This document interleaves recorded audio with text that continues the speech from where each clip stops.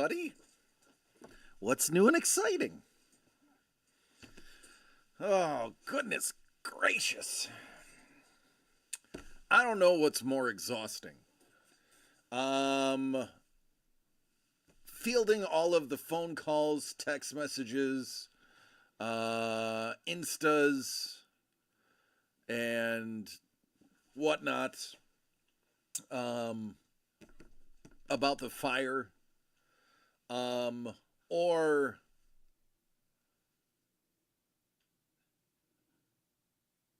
I forgot what I was going to say. Actually fighting the fire. What's up, Hellbolt? Airport. What up, Panda? How you doing? Hello, Governor. What's up, Scuba? Crystal, T-Bone. So we live in Oxnard. Yes, there's a fire in Oxnard, but the fire by our house is not by our house. Welcome to my underground lair. You're just in time. Enjoy the share. Hey, thanks, lady. Appreciate it. 23 months of subscriptions. It's almost 2 years. My goodness. I love you, Bolt. Enjoy. Miss you too, Panda. So, there is a fire. It's technically, by measure, a couple miles from my house. It's small. It's probably out by now. It's on a little piece of farmland right next to the ocean. There's a natural barrier between it, and the wind is blowing in the opposite direction. So even though there's a fire in Oxnard, it's not, and it's near us, it's not going to affect us at all. But family members and friends on the East Coast, where do you live? And I tell them, I live just outside LA. You are not going to walk up to some typical East Coaster and go, I live in Oxnard. They're going to go, do what now? So it's just easier to say I live in the LA area. Now, the downside of saying I live in the LA area is now everybody assumes my house is on fire. Well, first of all, I don't have a house in California, so my house is definitely not on fire. And secondly, the fire is basically where the rich people are. So definitely not where we are. But one of the great things about not being rich is we don't have grass or trees. Rich people can afford grass and trees in California, and those are the items that tend to catch on fire. Now, poor people have concrete and AstroTurf, which just melts. So we don't have to worry about those such things. It's the rich people that need to worry about it. And the Pacific Palisades is exactly that. Enjoy the share. What up, Dangle? 2 years, baby. Thank you for the sub. Oh, you just got dangled. Never mind the pop-ups. This is the fire. This fire is now officially the most destructive fire in LA history. Now, LA is a very liberal term, but it is LA. I'm going to walk you through this so you guys and gals can get an understanding of exactly how crazy this is. So this is the Pacific Coast Highway. The Pacific Coast Highway is basically on fire. The PCH, as they call it. This is an entire neighborhood. That is an entire neighborhood. That doesn't exist anymore. Hey, Kate. It doesn't exist anymore. This is the Pacific Palisades. This is the very iconic housing that is up on the side of the mountain overlooking the ocean and the PCH.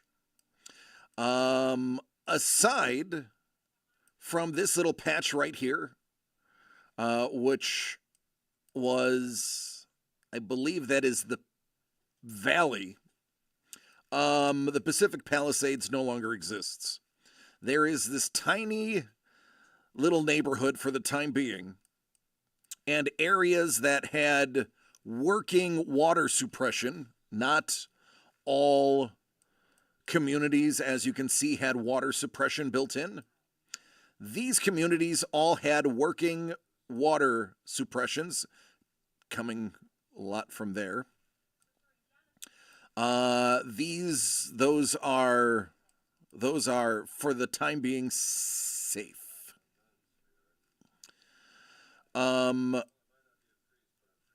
This here is the main part of the Palisades. It's gone. About 50% of the entire Pacific Palisades doesn't exist anymore. It's gone. It is a completely barren, blackened, destroyed wasteland. I'm not exaggerating. I'm literally telling you the video I saw today on the news. They had one of the film crews drive through it was right down here, where it was that people had to leave their cars behind, often in the street, but the panicked people, in their panic, didn't leave the keys to their car in the middle of the street. So there's a very famous video around of a snowplow being used to move cars like it is snow, both on the PCH and Sunset Boulevard.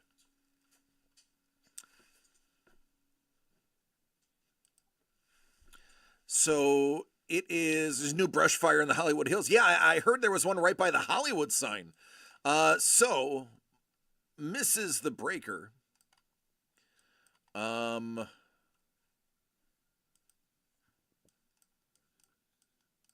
is it?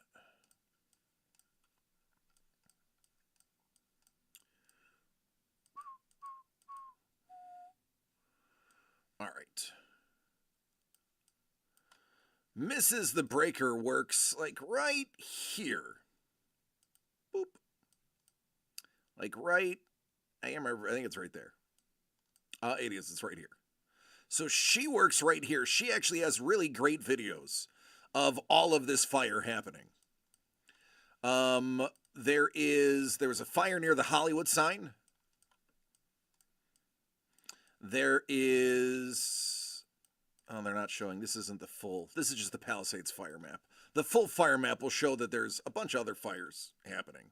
This is just how big the Palisades fire is for those who may not understand the sheer size. Yep, I was just saying that, Councilman.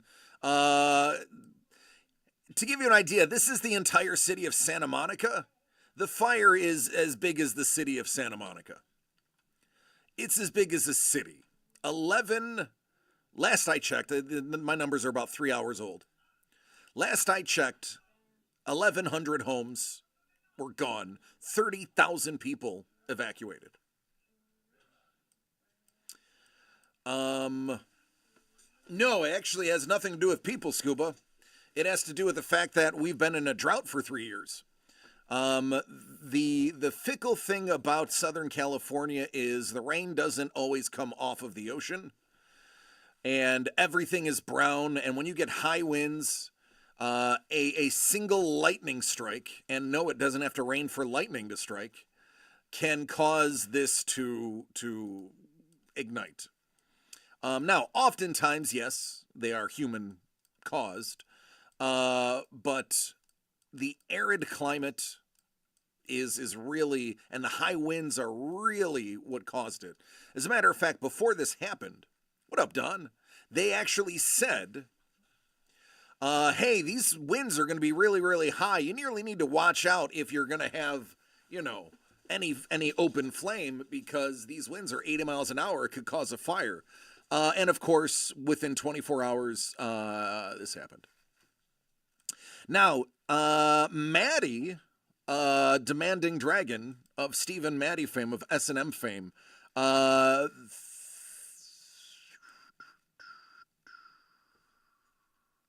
I want to say this was her old neighborhood right here. Her childhood home is gone. Thankfully her parents sold it, but her childhood house has been utterly destroyed. Yeah, 15,000 acres. Yep, it's crazy. But yeah, the videos that you see on the news don't really tell you how big that is. But if you look, the red isn't the evacuation zone. That's the actual burn zone. So considering this is a map of greater LA area with the smaller neighborhoods inside of it, Santa Monica being one of them, Malibu. Malibu is danger close. I believe the wind is going in this direction now. I think the wind changed, so Malibu could be safe. But you never know. The Palisades grew out of a brush fire, so there it is. 15,832 acres as of whenever this... about 40 minutes ago.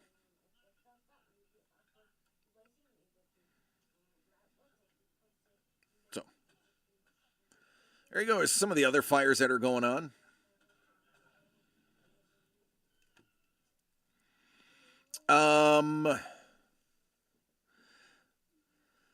This one is more or less contained.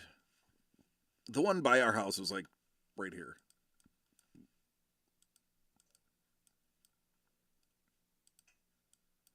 The one by our house was like right here. And there's a huge, this is all farmland where it's a lot of beans, bean farms and strawberries. This all has active sprinkler systems. So when I drove by it, I drive up this right here. I could see they weren't even fighting this fire. They're just going to let it burn. And then, what's going on, Daniel? How are you doing, friend? Hopefully you are away and safe. Yeah, I think, Daniel, I think you said you were inland, so I think you're good. But yeah, the fire that's over here, literally they just have to turn the sprinklers on and that's going away. They were just standing around watching it burn. It was a very small one. It is true. The beans are a magical fruit. The more you eat, the more you toot. It is true. I actually...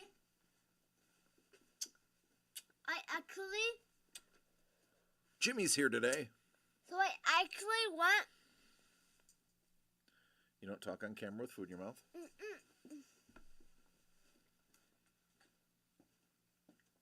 You can have it. Just take it out of your mouth when you talk. Take the candy out of your mouth when you're talking. There you go. Now talk. Daddy, I do this, like this, like, I want to do this. Do whatever you want. Just talk. I was at school, and I'm Yoda. You are Yoda. I was at school, and, at recess, I smelled smoke. Hey, there's a hole in your face. Did you lose a tooth? Dangle, other side. There you go. Dangle, he went home and he ripped it right out. He didn't even hesitate. You're in Hawthorne. Oh. Air tastes like campfire? Yeah. Yeah, I went outside to get him off the bus and I was like, oh, the air tastes like a very fine Islay scotch. What's up, Mr. Young?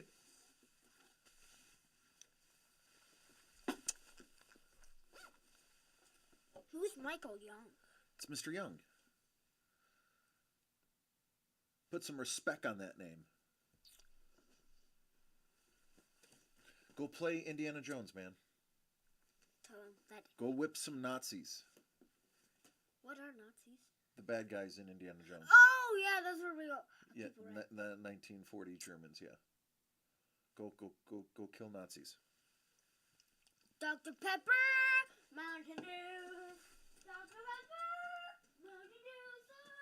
Dr. Pepper, Mountain Dew. I was thinking, where am I going? There we go. All right, so this was the other thing I want to do. So this is the California State Fire Map. You'll notice only Southern California is on fire. That's because Southern California has been in a drought forever. All right. This gives a little bit better of a view of the sheer size. There's the one that's by the Hollywood sign, near WeHo. Now, WeHo is the local nickname for West Hollywood. It's a real brain teaser. They took the first two letters of West and the first two letters of Hollywood and called it WeHo. So there you go. If you ever hear them talk about WeHo, that's what they're talking about. Right over here is the Hollywood sign in this general area. So there is somewhere in these hills, there is a fire near the Hollywood sign.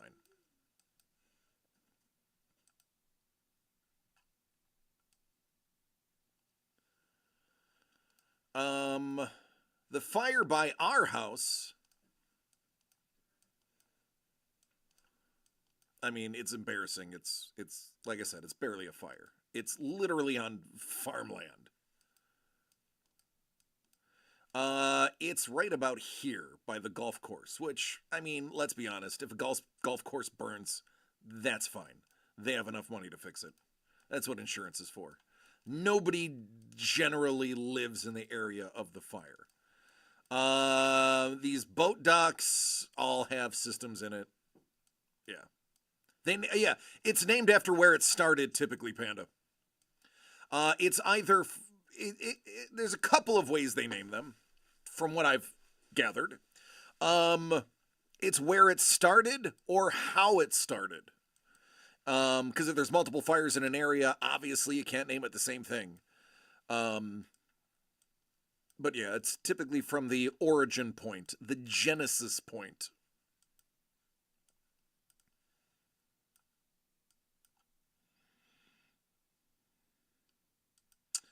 Mark Hamill lost his house. James Woods lost his house. I think Ben Affleck, Steve Guttenberg. It's all the rich areas. It's the wealthy areas.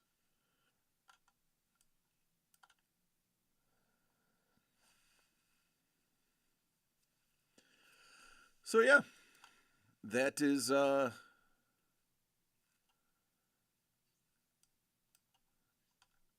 it. That's what's going on. Here's the Eaton fire. This is also a huge one. They're not showing the size, but this is mostly in the mountains. It's not affecting as many houses. That one's not getting reported on as much because it's just burning mountainside for the most part.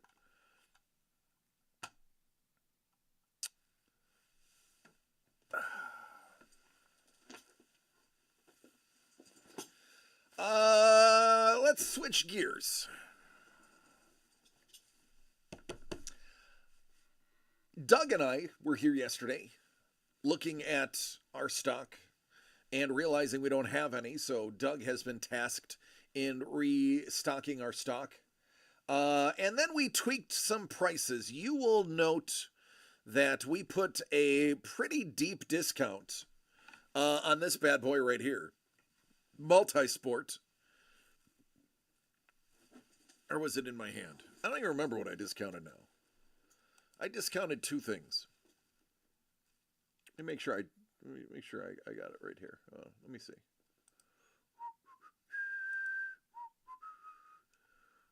Or was it in my hand?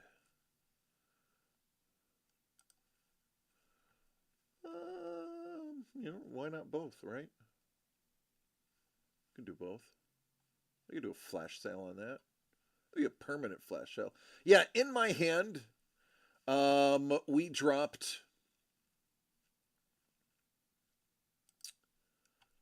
Actually,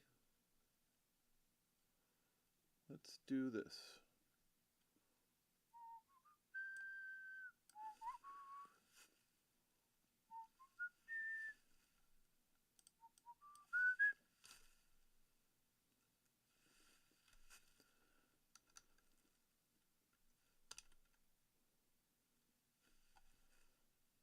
Let's do that.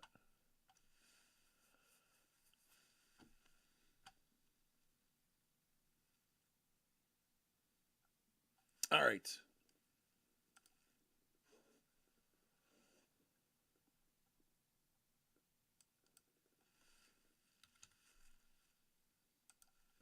Yeah, so we dropped in my hand. We dropped multi-sport. We also dropped Bruce Lee and Super Glow Inaugural. And if you're quick enough, we added 4 more boxes of Star Wars Black. Just saying.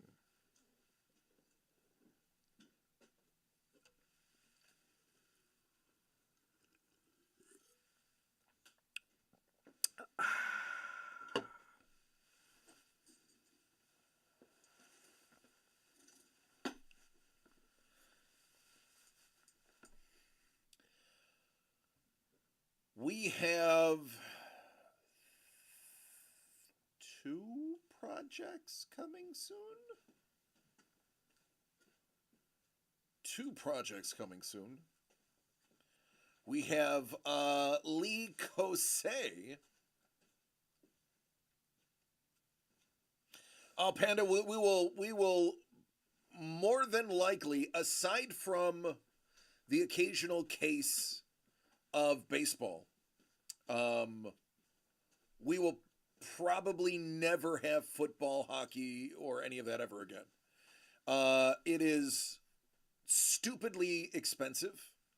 And for us to be able to open it and pay bills would make it unwatchable. No, it's just simply not possible to do sports anymore. It's too expensive and the market is too stupid. The cup is, yeah, $800 to $900 a box. Yeah, it's, listen.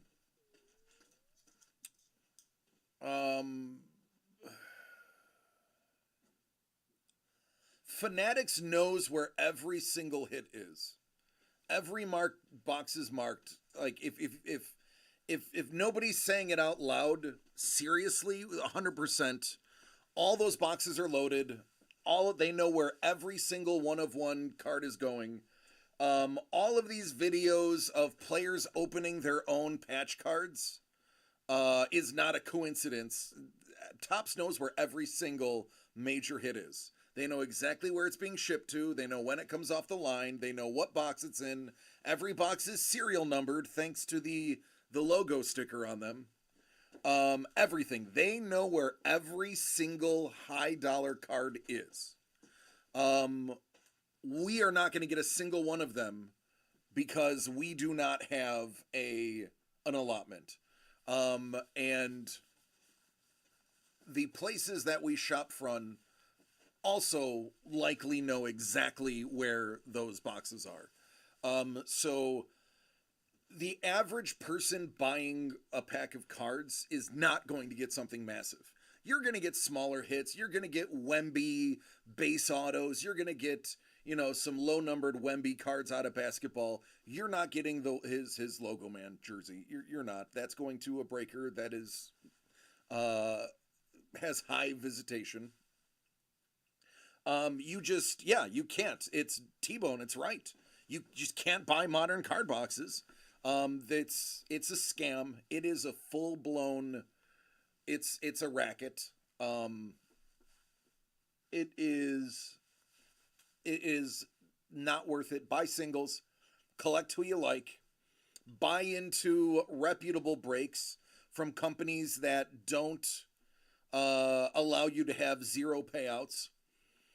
The reason we don't do a lot of those breaks is because I don't want anybody to buy and not have the team get drawn.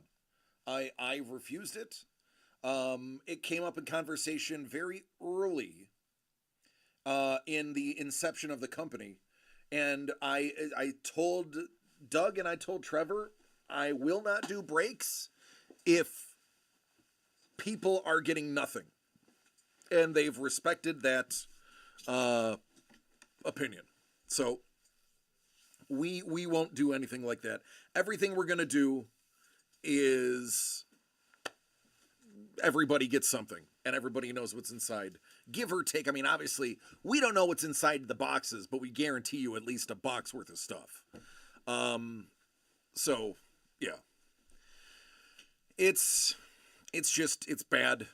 Unless you have a ridiculous amount of disposable income, buying boxes is really not feasible. And well, let me roll back part of that statement.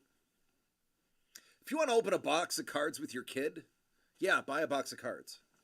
If you want to buy a box of cards to regain the nostalgia of your youth, when a box of cards was $12 and it had 24 to 48 packs in it, looking at U-Score, well, 36 packs, not 48. Then yeah, do it. Just research what you're buying. And honestly, don't buy this year. Buy last year's or the year before.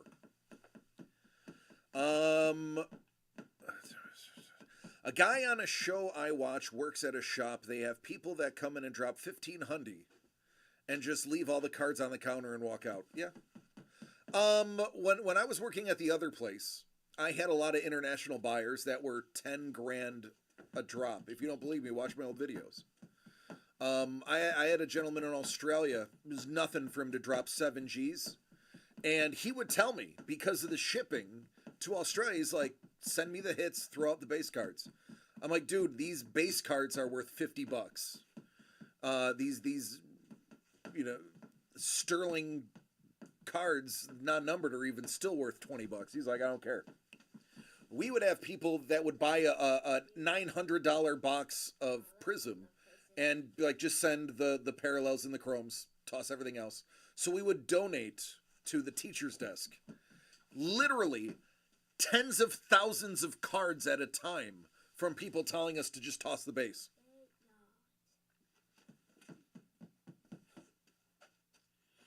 Yeah.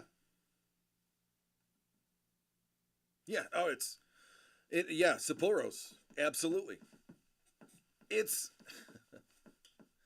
I equate it to this. You can go, bear with me here, folks. Please, humor me. You can go to, I gotta think of a place everybody would know, Outback Steakhouse. You can go to Outback Steakhouse and you can get a decent steak. $30, $50. A steak that is going to be all right. You're going to be satisfied. You're not going to leave hungry, and you're going to be happy with your purchase. What up, Bickman? What caused the hobby boxes to go poo-poo? Greed and COVID. I know exactly what happened. I was there. I was part of it. I was part of the downfall of cards. I'll admit it. I will wholeheartedly admit my guilt. But I will answer your statement after I finish my analogy. You can go to Outback, get a great steak for $30 to $50 and be happy and satisfied. And it's cool, you had a lot of fun. Or you can go to Ruth's Chris and you can spend $300 on a steak and it's going to be good. And you're going to spend $30 on a side of fries and $20 on a beer. And it's cool because it's expensive and people see you at Ruth's Chris. That is very much what the hobby is like. You can buy a box of Leaf for $200 and get a Messi autograph, a Ronaldo autograph, a Pele autograph. You could get a Dick Butkus autograph. And it's great. You're happy you got the autograph you want. But it's not cool because it's not expensive. And it's not licensed. Heaven forbid. He doesn't have the logo on his jersey. Or you can go to Fanatics and spend $2,000 on a box and get Johnny Bumankle and his cousin Archie Badney, who will never make it, and our third-round draft picks who will be fourth wide receivers in the room. I mean, that's really it. What up, Blind Cat? How you doing, brother? I can't wait to see you. Give you a big ol' hug. But back to Mondo. Here's the series of events, and I can speak to this with absolution because I was there. I got into the industry at the time when all of it happened. I got into the industry professionally in 2019. I got into collecting in the mid to late 80s. But I got professionally into it in 2019. 2019 to 2020, I was working at that other company. Millions of dollars of sales. Millions of dollars in sales. I can say that.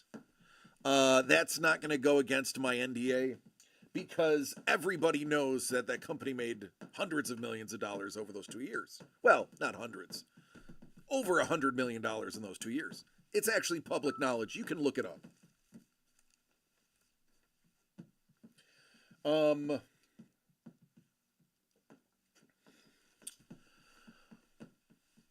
I will use basketball because that is what I had the most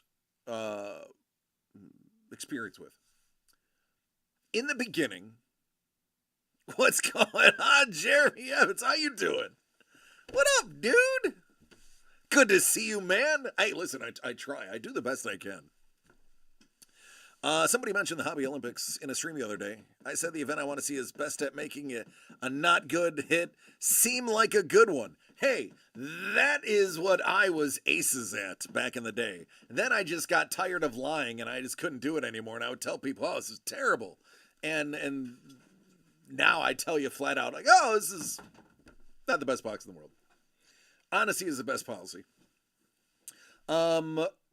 Prism Basketball 2019 was already coming in buzzed with that bum Zion Williamson and that degenerate Ja Morant. And I say that lovingly because one is a bum and the other one really is a degenerate. Got enough boxes to make a There Will Be Blood? The helmets are still available. I don't have enough boxes of really anything to make a There Will Be Blood out of what we have. There's only very little here, man. But I did add 4 more boxes of Star Wars. Am I into WWE? I used to be a huge fan. I actually, we touched on this. It was funny that you mentioned that because we talked about this last week in one of my, in one of the streams.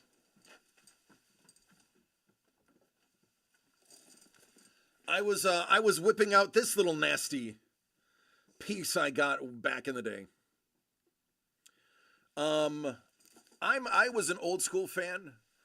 I haven't followed modern. They lost me at the end of the Attitude Era when they did the Mark Henry, the girl's got a penis promo. I was out. I was done. I was like, all right, this isn't for me anymore. And then I know who everyone is. I love Rhea Ripley. I think she is amazing. And I followed the Cody Rhodes saga, and here's what I'll say. I am a Cody Rhodes fan. I've never seen him wrestle a single match from beginning to end. I haven't. But I'm a Cody Rhodes fan. Why am I a Cody Rhodes fan? Because I hear about all the stuff he's doing off and outside of the ring. I hear about his family. We all know his beautiful wife, who is, I guess, recently retired. The work he does with children, the adding children to his entrances, the Make-A-Wish. He's taking up where Cena left. All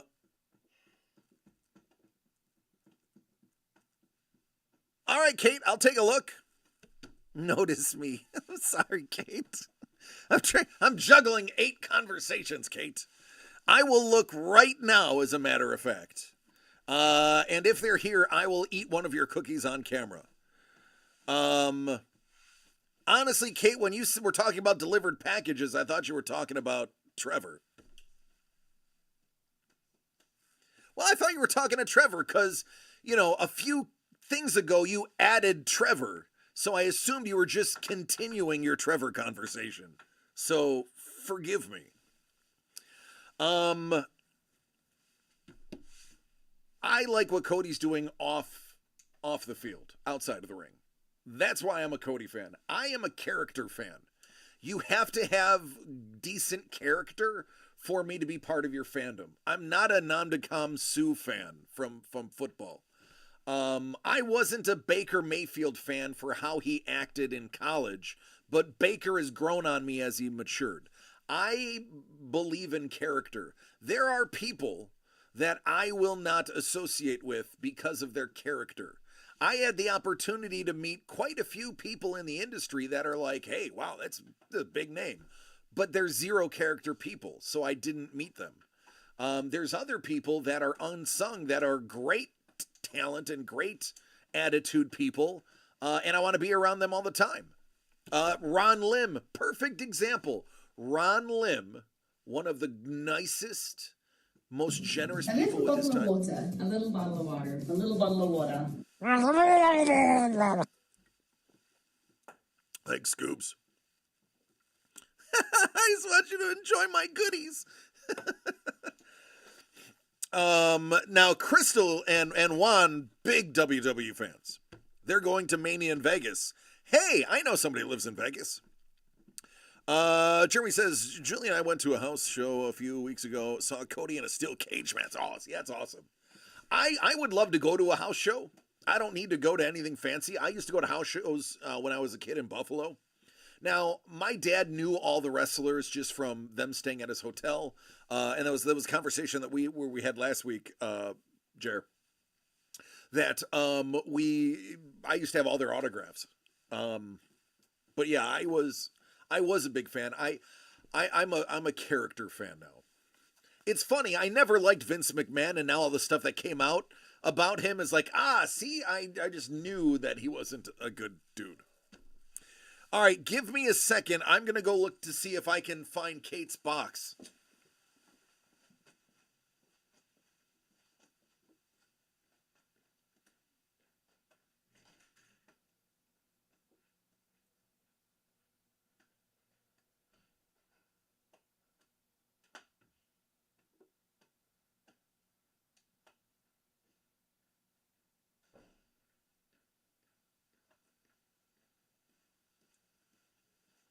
Hi, Daddy.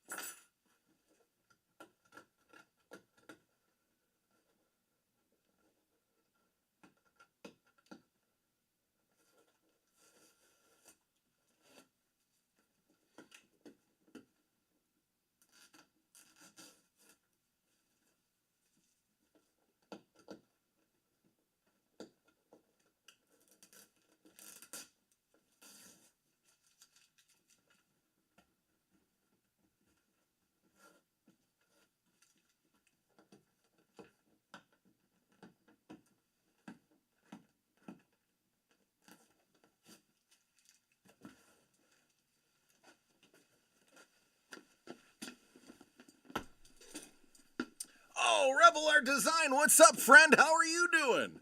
You just caught me giving the mail. Woo. Let me get up. Let me get up here, man. How are you doing, man? Listen, if you're not following Rebel Art Design, you're doing yourselves a disservice.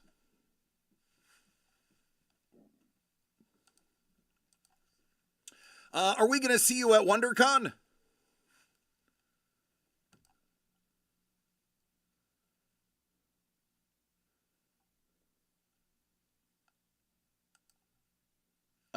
Yeah, Dango, I can't get the site either. That's no bueno. Let me see if I can fix that. Give me a second.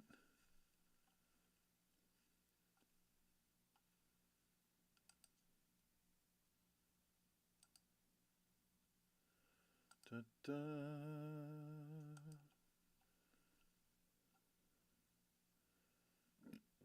Excuse me.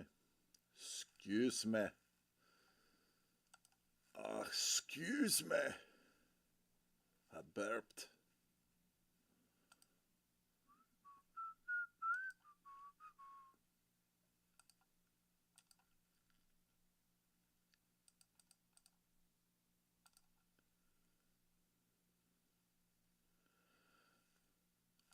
Yeah, it looks like our site is down. That's always a good thing. That's pretty beneficial when you're a 100% online business.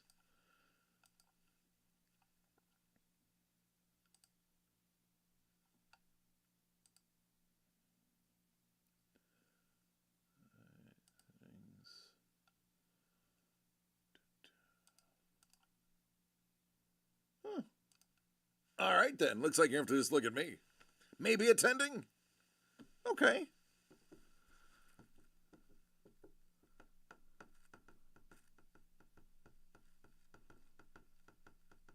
Oh yeah, collecting it's an interesting beast right now. It's kind of what we were just talking about. Yeah, looks like we don't have a website.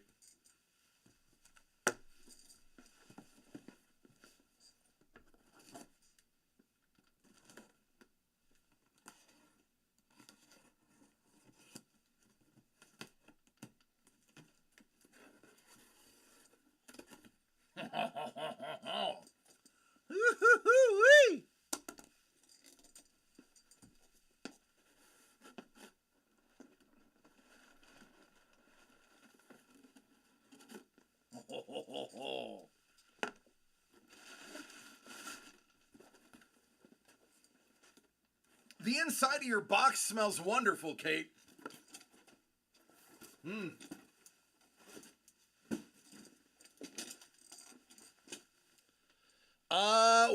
Oh yeah, we're boothed up.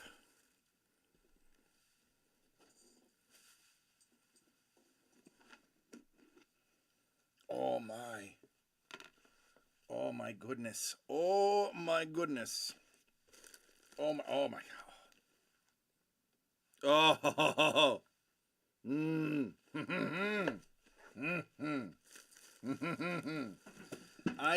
I don't even know where to begin. Oh my god. Oh god, it's a terrible day to be diabetic. Oh man, I just want to eat all of it. Like, you're supposed to have me judiciously hand this out. Wait a second, T-Bone. Yeah, you can't have sugar, man. Sorry, buddy. These are gonna. I'll take your half. I think Doug is not supposed to have sugar either. I'll take his half too. No, Hellbolt's on his plane to Canada and then to Japan. 21-year-old dog. Oh. Yeah, I get it.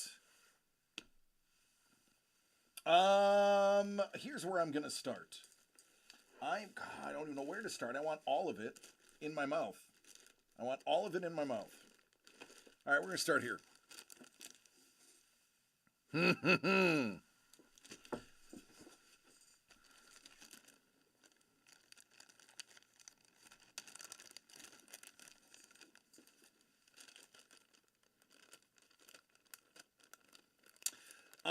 These baggies, these reindeer poop, I love it. These baggies right here.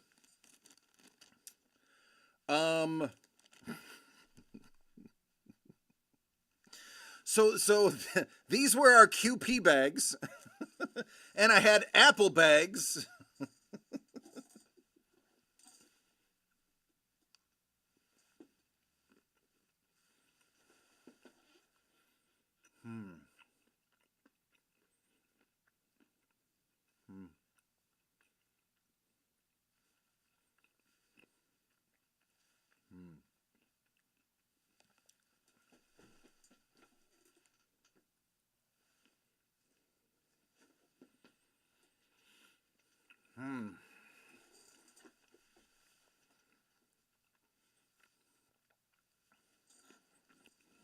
So good.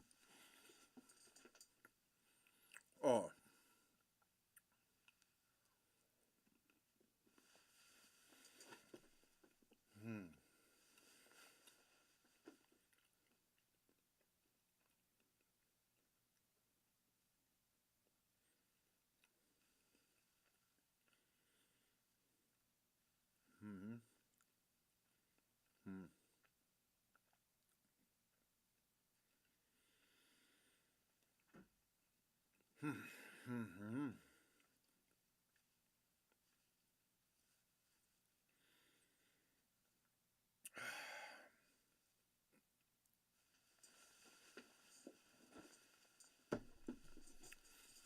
Yeah, Trevor, you're not going to want these, bud. It's just safer if you let me have them. Buddy,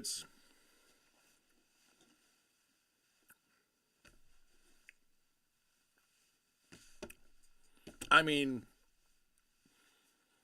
it's a 17-hour drive to me anyway. It's just, you're not going to want to make that drive. It's better that I just handle the cookies. Listen, Kate. I've only tried one of your cookies, but I can already tell you that every single one of these is going to be mind-blowingly good. Yeah. Yep. I am going to go through those and judiciously split them into even threes, and then take that bounty home with me. I don't even want to drink my water because my water's flavored, and I don't want to ruin the taste of your cookies in my mouth.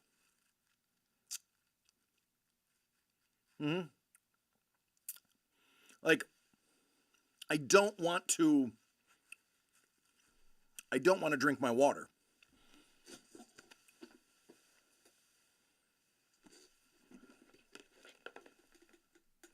Oh, it smells so delicious. Technically candy. Listen, it's delicious is what it is.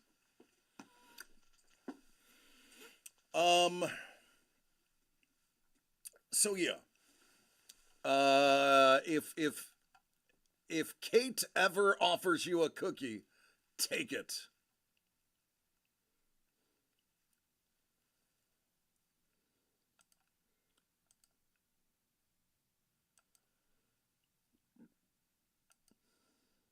Yeah, it's weird. Nothing is clicking on the website. Well, hey, listen, it was not up before. Now it's not clicking. Just give it a little more time. I'm sure it'll be back to normal. Boy, I'm glad your husband wasn't there for the beginning part about me talking about your box. I get to try your buns at WonderCon? I'm down.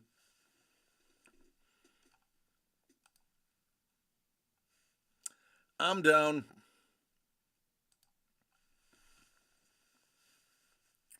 I sure could, Scoobs, but not while I'm live on here. Yeah.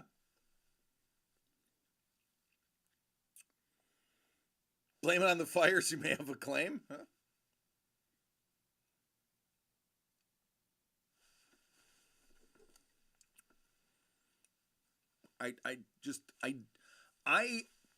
I don't want to drink this, but I have to.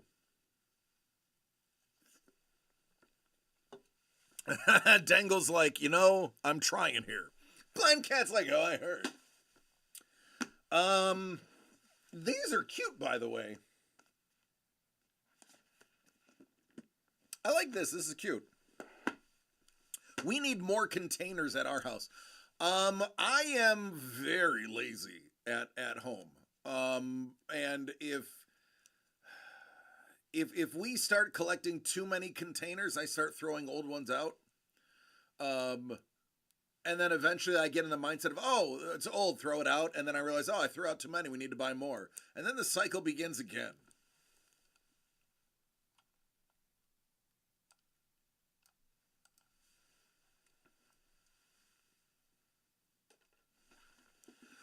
Hey, what's going on, Lee Cozy? How are you? Hey, Lee, when is our little thing? The live thing.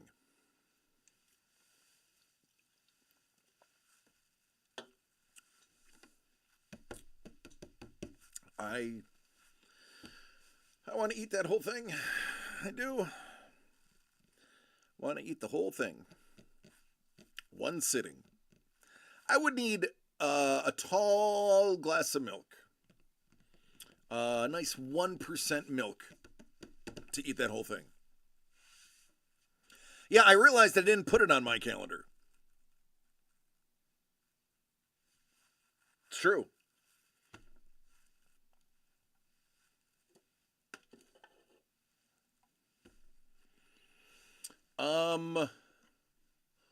What else? Yeah, so we have the Lee thing, and it's soon.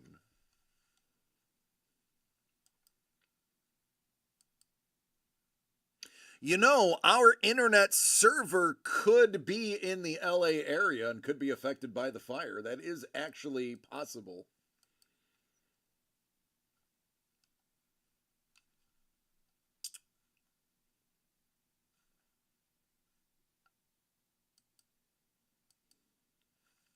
See, another reason why putting in orders before we go live is such a good idea. Not only does it make for an easier show because we have stuff to do, it also means there's more chance to peruse the site instead of when we're live and everybody's accessing at the same time. Hey, I'm just throwing it out there. Those pre-sales, the sales before we go live, do help a lot.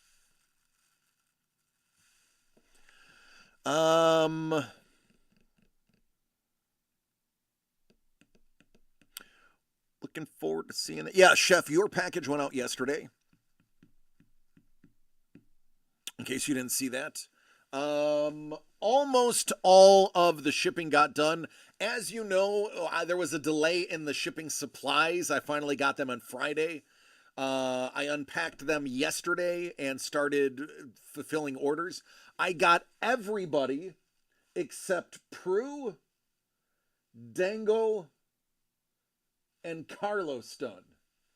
Everybody else's orders are out. I will have Carlos.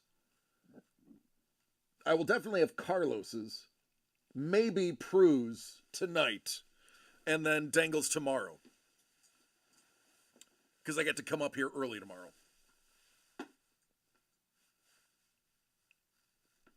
Kate, you're only as dirty as you're interpreting. That sentence didn't make sense. Let me try that again.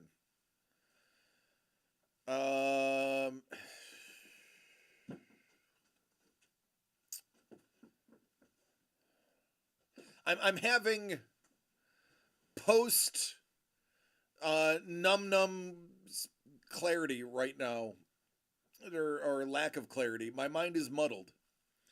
Here's the ultimate joke. She spiked them with an amazing amount of GHB, and I'm going to be tripping for the next 8 hours.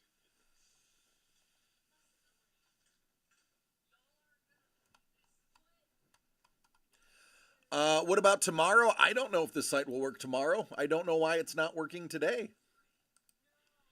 other than the giant fire burning most of Southern California. Oreo.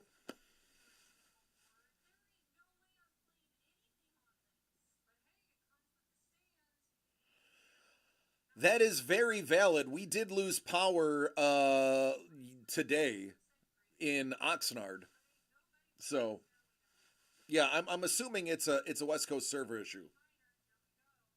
The nut candy, that's it. That's exactly what it is the peanuts.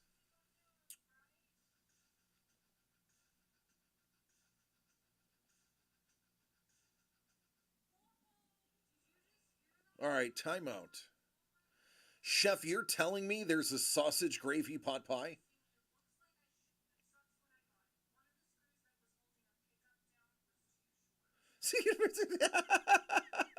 Tangle's like, I will look at the previous order and I will send you the exact amount.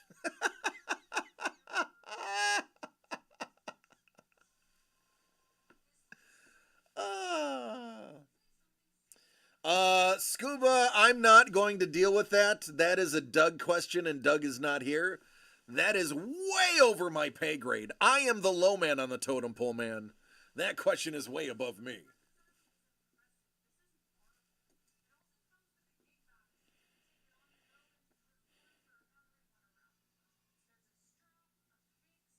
This is the largest power outage in Southern California history. There's your answer, folks. There's your answer. I figured it was a West Coast server thing. I figured as much.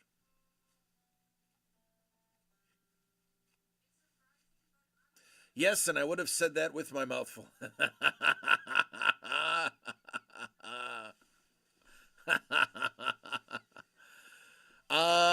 I love food. You know, Kate, I don't own an air fryer. Mrs. The Breaker has been begging me for an air fryer, and I keep putting off researching them because I research everything I buy. And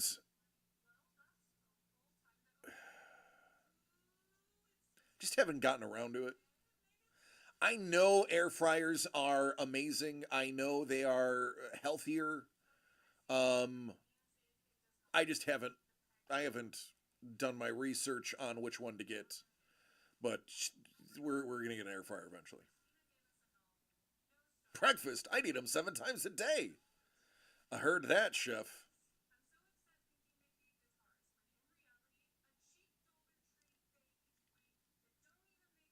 Also like a rotisserie.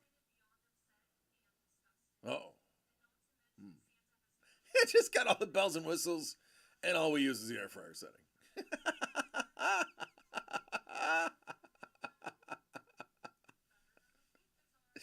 Yeah, it's it's like buying a car. It's like, oh, it's got all these features. Have you ever used cruise control? Well, no, but I have it. Okay. Last time I used cruise control was driving from Indiana to Texas. And that was before James was born. That was the last time I used cruise control. But all my cars have it.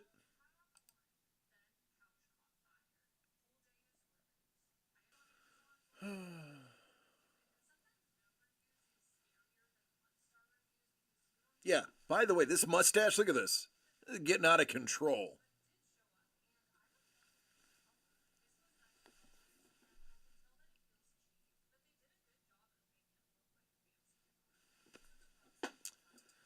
I'm au naturel today. I washed it. I scrubbed it. I used my my whiskey soap to strip all the oils out of it, and I was like, I'm not messing with it today. It's because your illuminated check engine light won't allow you to use your cruise control. No, actually, for the first time in a long time, we don't have any check engine lights on. I have a habitually, my tire is low because of a slightly bent rim, but that doesn't stop anything. It's gonna be full of cookie crumbs. If I eat upside down, yes. My beard will definitely be.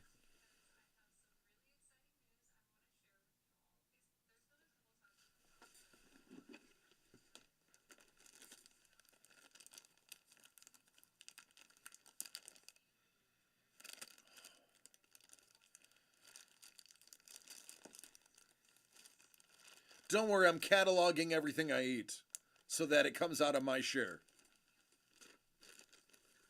Look at this. This is, oh, that's good stuff.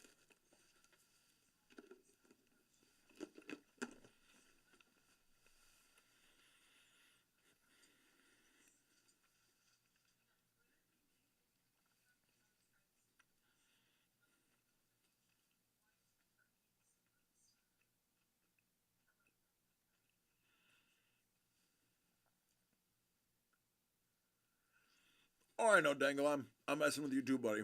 This is so good.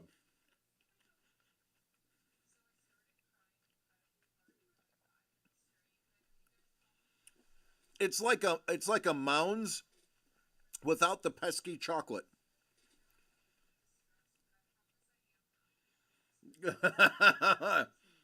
Somebody send me a Luca. Give me a nice Lulu auto.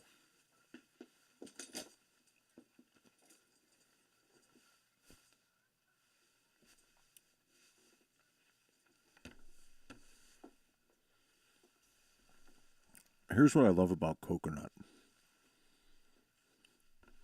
If you get good, fresh coconut, or at least expensive prepackaged coconut, you can almost chew it like gum.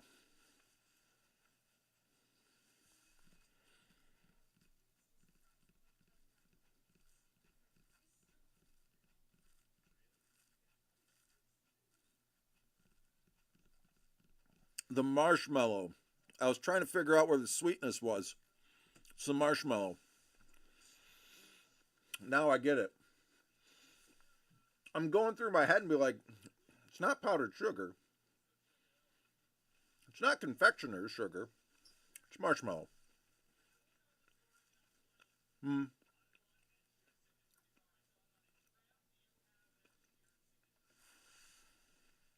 quote Billy Bob, Lee, you need a nice lockbox. One that only has one key.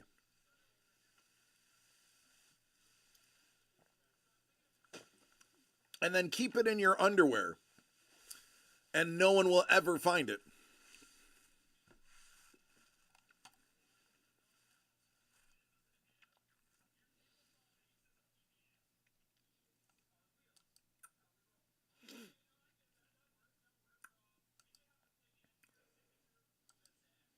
Muy delicioso. Muy delicioso.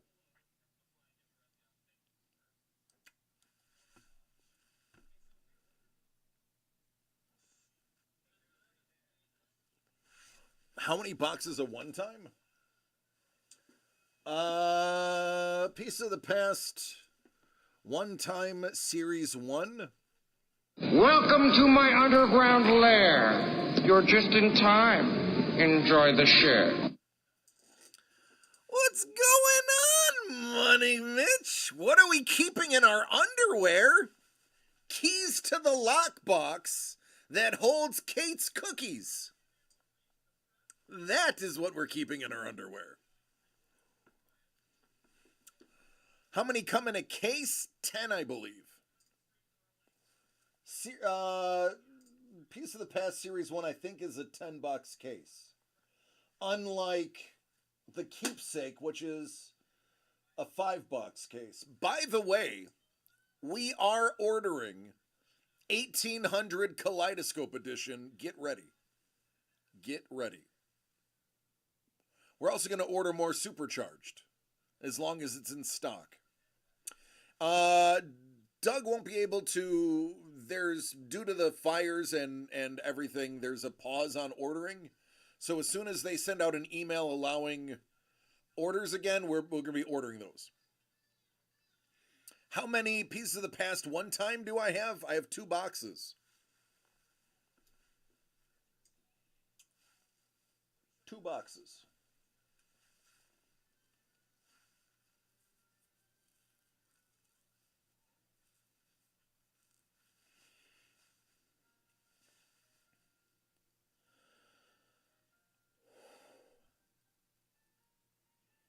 I got some sugar in me now. I'm ready to go.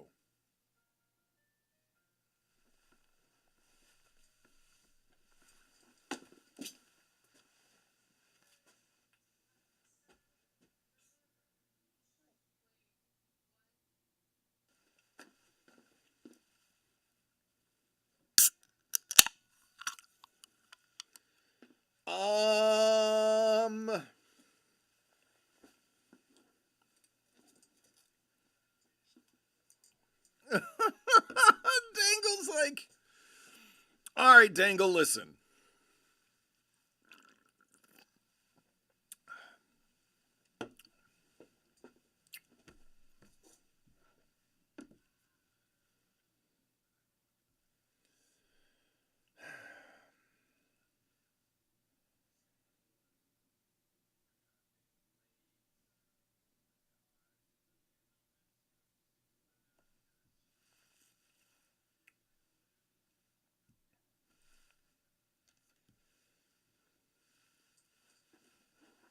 What up, Craig? It's not going to stop us from getting the key.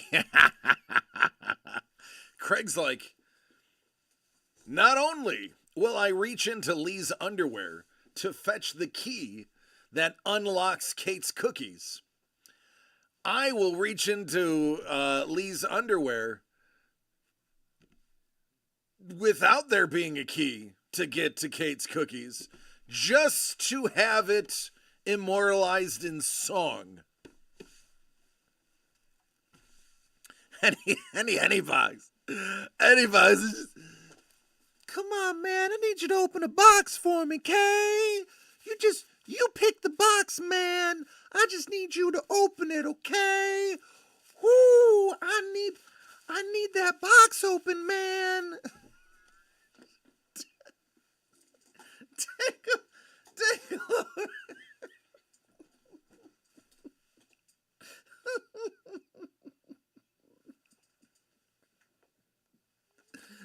Dangle's like, I got these cheeseburgers, man. Please tell me somebody got both of those references. I hope you got at least one of those references. The cheeseburger one, 80% of you aren't going to get. But the cheeseburger one's good for those who got it. Yeah, Dave Chappelle was that was the first crack addict. The cheeseburger one, different movie. An actual movie.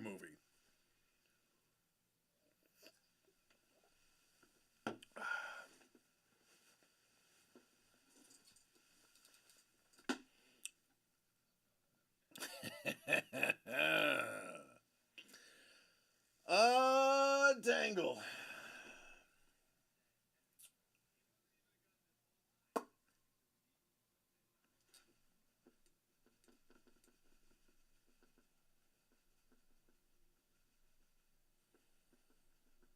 Oh. Had me to take a phone call. What's this about cheeseburgers?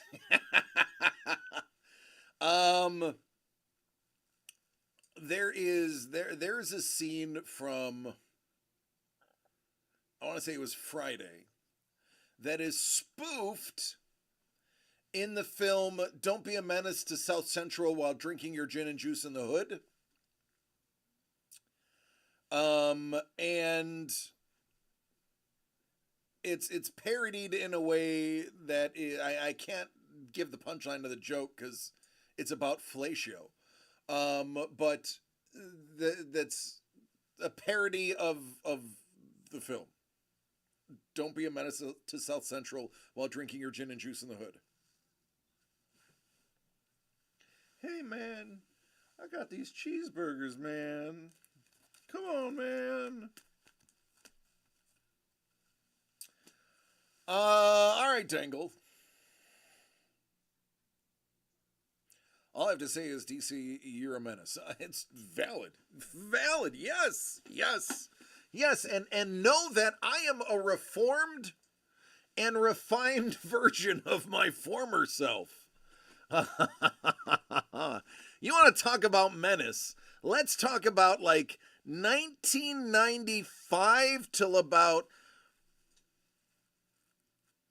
2010, 11, 2011, 95 to 2011. That was a menace period. Lull, oh, 1, 2, 3, 1, 2, 3, lull, aka ha ha, 1, 2, 3, 1, 2, 3, ha ha. Listen, honestly, I'm not into them, but I respect people's ideas to love what they love. I mean, hey, if that's their thing, go for it. I'm not gonna hate on somebody for what they like. It's not my thing. I'm not gonna defriend somebody if I ever find out they are. Everybody's free to love who they want to love. My lip is very furry. No, lulz. First of all, hey, good to see you. How are you? I'm DC. This is DCD Collects, and I appreciate you stopping by. Funko Pops. These are not mine. I do not collect them per se. I have a couple. I'm a big Josh Allen fan, so I have Josh Allen's first ever Funko Pop at my house. I'm a big fan of the character from the Umbrella Academy. So I do have a couple of those. I don't actively seek Funko Pops. Sometimes I see one that's cool that I'm going to take it out of the box and have it on my shelf.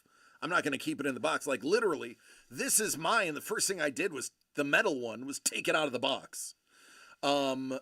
These are all Doug's. Doug owns all of these. He has a collection of Funko. I just like Iron Man, and I saw that they had one made out of metal, so I was like, oh, Iron Man made of metal. I'm gonna get that one. But that's it. And I got this one.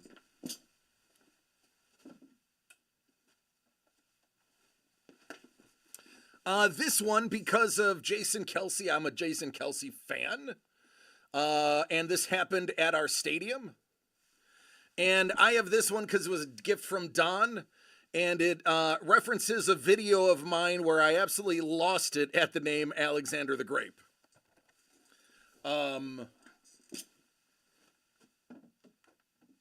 So I don't really collect them per se, but I have them for memories. You have one that's worth $230. That is a very expensive pop.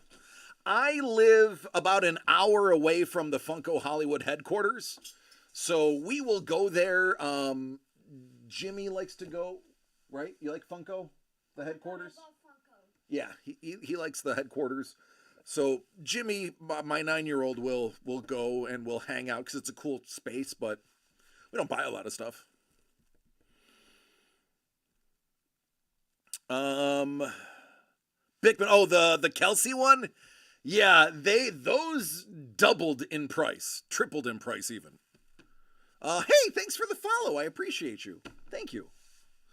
Now, normally we are opening all the stuff that's behind us, but our website is down. I may be giving one or two of our people credit and open something on an IOU because they're here every single day, and I know where they live. I mean that in jest, but no, I really know where they live. So we might open something in a minute, but typically you can go to our website, dcdcollects.com.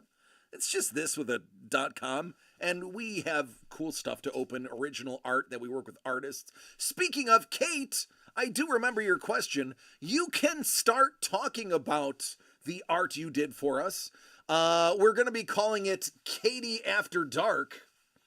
And all of the boxes are not going to be numbered. I think we're going to name them. I think we're going to have Cinnamon and Diamond and Skylar and other names like that on the boxes because it's funny. Oh, yeah, I mean, you do whatever you want on your stream. I can't control you. The stream, everyone's like, oh, stripper names. Ha ha. Mm-hmm.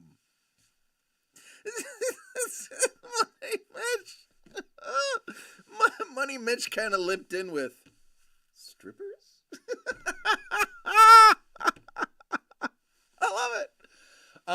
Yeah, I think I'm gonna. So I used to a long time ago, back in the year 2000, 99, 2000, a little bit of 2001. I worked in a gentleman's club.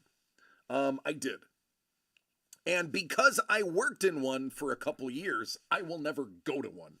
That's a lie. I went to Mons Venus in Florida because it was Mons Venus, and it's like a world renowned club. Not as nice as you'd think it is, but I had fun. I don't go to them. And this is a fact. I'm not going to throw anybody under the bus, but there are people in this room that have ever asked me if I had wanted to ever go, and it was a hard no. It's like, no, I don't go to them. And like, oh no, oh yeah, you don't go. It's like, no, I really don't. I really don't go. Like, you guys can go inside. I'll go next door to the church or whatever is over there. Cinnamon hits. It's there's no O, it's all I's. Cinnamon. The year 2000. Yeah, that's right, Vic. But no, legit, I don't. Crystal is your stage name? I knew a few Crystals. Very rare there's a gentleman in them. It's valid. So the one I worked in, it was called the Crossroads. It might still be around. It was in Mayport, Florida, aka Jacksonville. And it was owned by the Outlaw Motorcycle Company, group, gang, whatever you want to call them. So I saw things that I can't unsee. And I was in pretty deep because I was the doorman, the bouncer. I was also a confidant for some of the girls there, and I would do security when they would do private shows.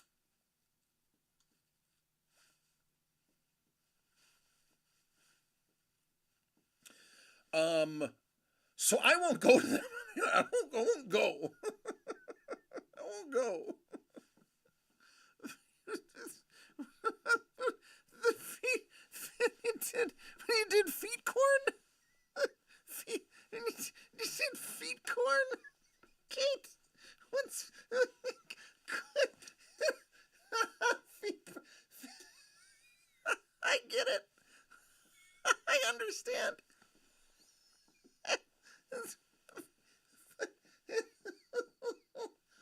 Oh, that's funny.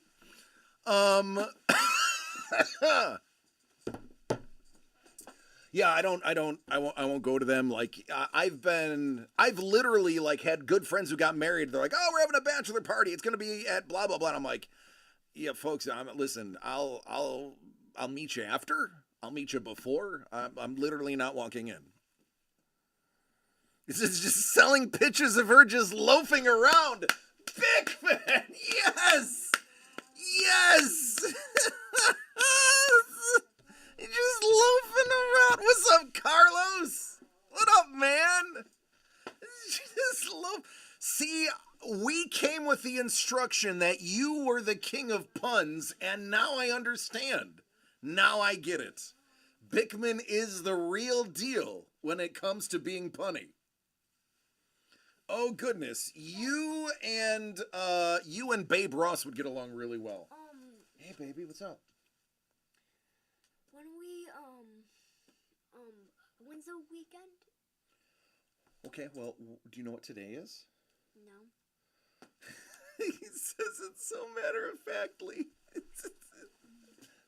Okay, so what days do we work? Saturdays? No, okay. Today's Wednesday. All right, what days are the weekend? January.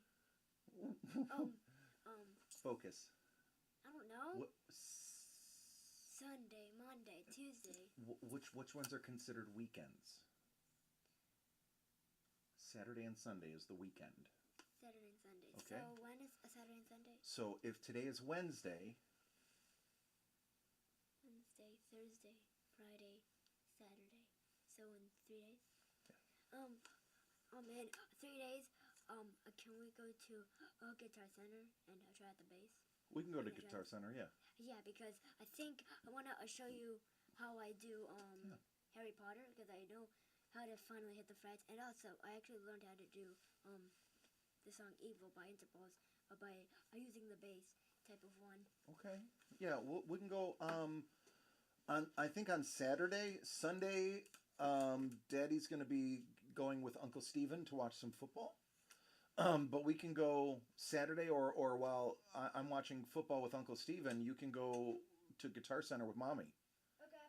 All right? But I promise you'll go to the Guitar Center this weekend. Deal? All right, love you. Sorry, folks. Wait, look, my wing.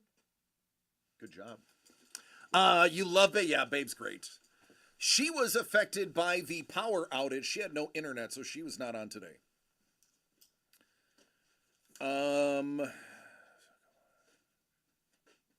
Babe is in my circle. I've talked to her a lot. I've never met her, but I've talked to her. I now think I own 3 of her pieces that I've purchased. One was from a drop. 2 others I purchased just individually from her. She's wonderful. Just a terrific human being. I cannot say enough good stuff about Babe Ross. She is fantastic. You guys can clip that and show it to her. It won't shock her. She knows I think she's wonderful. She is one of the sweetest people you will ever meet. All of her art that I have received has been accompanied with a very sweet note, personalized touch. I could not think of a bad thing to say about Babe Ross, ever. She is... Listen, it sounds ridiculous, because look at me. I'm a Twitch streamer. It's basically what I do. It seems weird to say out loud, and when people ask me what I do for a living, I tell them I'm a garbage man. Because to explain to somebody why a 44-year-old bald guy with a 9-year-old in the background is a Twitch streamer, it just takes too much time. I was like, I'm a garbage man. I ride on the back of the trucks. I don't even have one of the fancy trucks that have the arms that dump it. I literally about what I do. But even as a Twitch streamer, I don't watch a lot of Twitch. I will watch Blind Cat because, first of all, I just think he's great. But I don't know anything about programming. I don't know anything about how games are created, and I find it insanely interesting how to create a computer game. I will never be able to do it because I'm dumb as sticks, but it's cool to see somebody actually do that.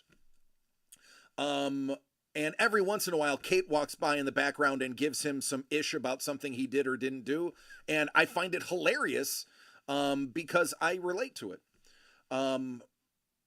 I don't watch a lot of Twitch streamers. I don't really have the patience or the attention span. I'm definitely ADHD. I don't have the attention span. Babe is one of the few that I can put on for an hour and watch straight. Be It Easel is another one. I love Be It Easel as well. She is great. Kate's like, I can't talk to pretty girls. I can. Because you know, so my walking around voice. So, pretty much this is my walking around voice. I have to get close to the microphone because my walking around voice doesn't project very well. This is my everyday walking around. This is how I talk. Trevor and Money Mitch will tell you this, what I'm using right now, and James will tell you. This is my walking around voice. This is my normal voice. This is how I talk. When I'm on camera, I'm projecting, I'm putting vibrato in there. It's, there's depth to it. My walking around voice changes when there's a pretty lady in the room. My walking around voice turns into my live radio voice. Like when I go home and I see my wife, I instantly go from, hey, James, we got to do this. And Melissa walks through the door and I go, hey, how are you doing? How was your day at work? Like, that's literally my house. That's kind of true. See? He even says it and he doesn't lie. Scuba made cheeseburgers. Double cheeseburgers. I can confirm his walking around voice is still sexy. Thanks, Lee. How you doing?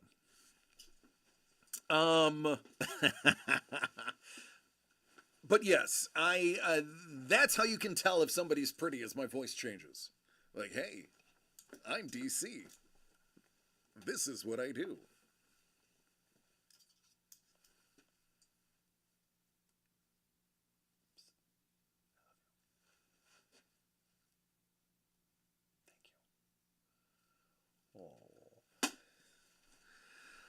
All right, what were we talking about?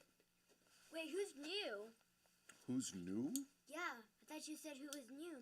Oh, LOL, or LOL 123 123 LOL. Is that true? Yeah, there's their name. They stopped in and said hi. Hi. I'm just playing guitar on a.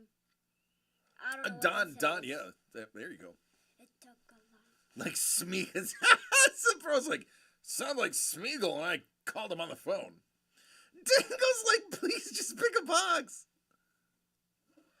Yeah, Kate, I'm a lot less exciting in person. I'm more animated here. I'm spent when this show is over. I go home, I hit my rosin pen, and I zone out until I go to sleep. That is it. This show is all my energy for the day.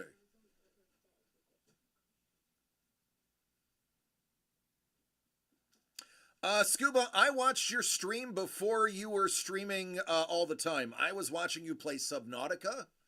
I was watching you when you had just put up the shelving in your house for your displays. So to say I've never watched you would be a lie. I believe I was one of the first 3 people to ever watch you. Oh, yeah. Yeah. Listen, I have ghost accounts, man. I am around when you don't realize I'm around.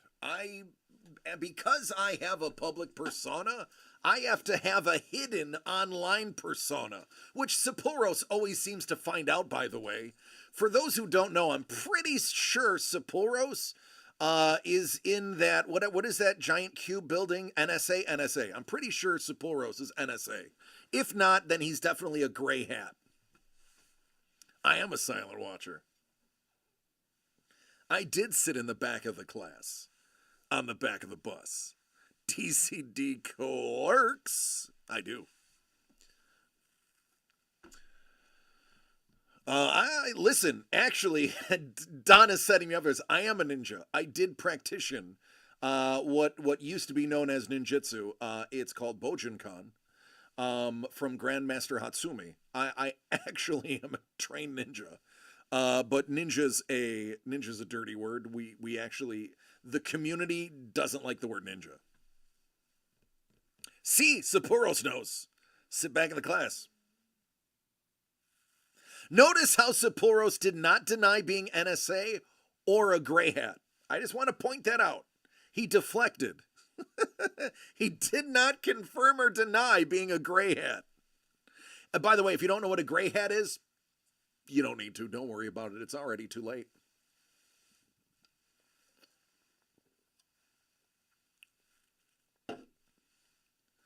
Don't tell Kaiser that. Well, no, that's different. He's making ninjas as in like, so here's why the people in the Bojinkan community don't like the word ninja. It's because ninjas are associated with exactly what Kaiser's doing. Now, I'm not saying that what Kaiser's doing is bad. It's not what I'm saying at all. But we don't want to reflect the wall climbing, like the disappearing into smoke, which you don't learn that stuff. It's because of the modern definition of a ninja that we don't associate with that, because that stuff isn't real. The ninjas that Kaiser does amazingly are meant to be ninjas. We in the Bojinkan community are, first of all, most of us don't tell you that we are in the community. It's kind of like Fight Club. The whole purpose of it is so that nobody knows, so that you can defend yourself. It is not a attacking art. It is purely defensive. And it actually bases itself in avoiding contact and only reacting to threats.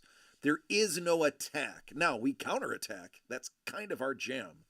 But our fighting stance is, I'll show you. This is ridiculous, but I'll show you just to give you an idea.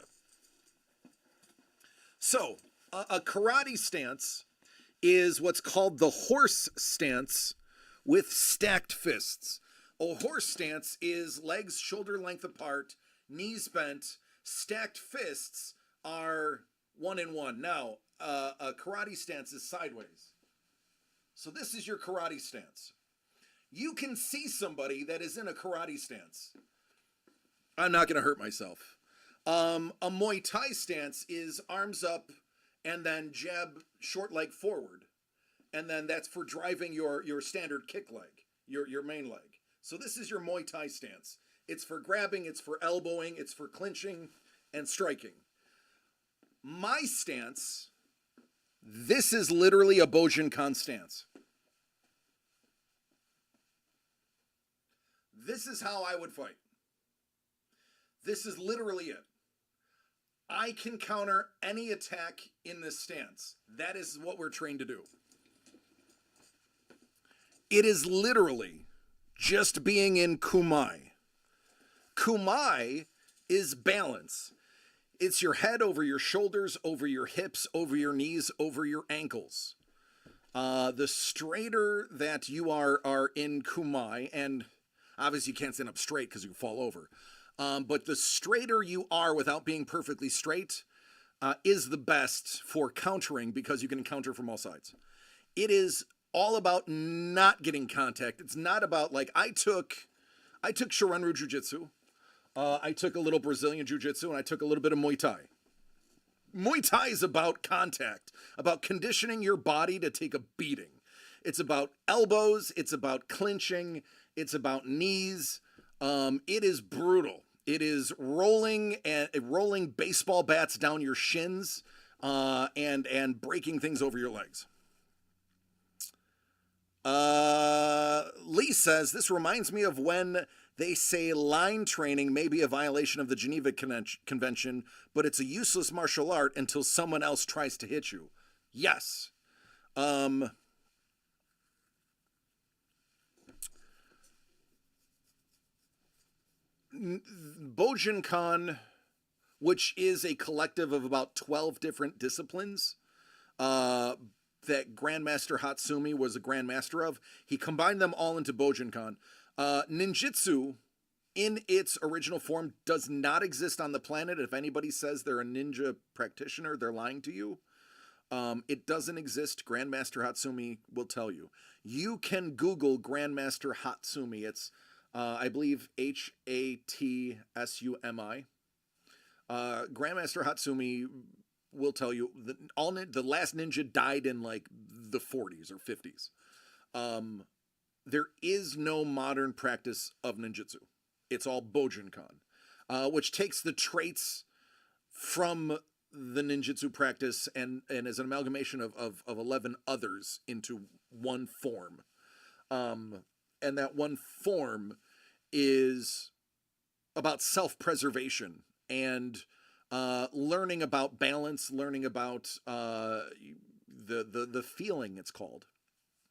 But it is very, very useful in everyday situations. It's very unassuming because you don't want to be a threat. You want to be unassuming. Getting into a fighting stance is an attack in and of itself. If I can have my hands at my side, but I can be in kumai, you're not going to hit me. If I can see you, you're not going to hit me. It's not possible because I've already measured the distance between my spine and your spine based upon your height, which will give me roughly your swing reach. And I can bend my knee and sidestep away from you. You will never hit me. I've actually done it as a bar trick where I've taken people outside and I said, you get one punch, $20 says you cannot hit me, but you only get one punch. I have never been hit in the face during that exercise. I've been punched in the face a lot in MMA training and in street fights. But when I know the person's coming, it's a 0% chance. And I'll even tell them, somebody can stand behind me. I will not take a step back. It's actually a step sideways. Anyway. Second stance reminded me of a story from college. I was sparring with a friend participating in handcuffing technique. He's been a sheriff for 20 years now. Taking beginner's karate in college and wanted to show him what I learned. He was a black belt at the time. Showing off what I learned, accidentally kneed him in the nuggets. I cuffed him and ran. I love that story. You're breathtaking. You're breathtaking. Thanks, Kate. It's very kind of you. That reminds me, I got to resub to your husband's stream.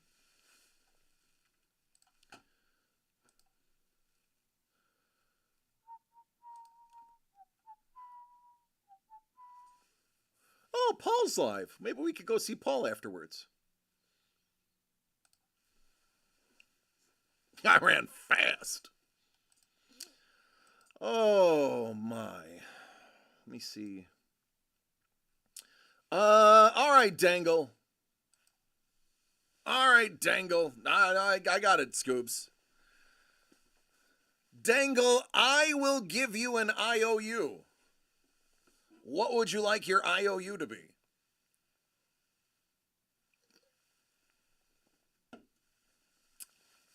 You pick it, I rip it.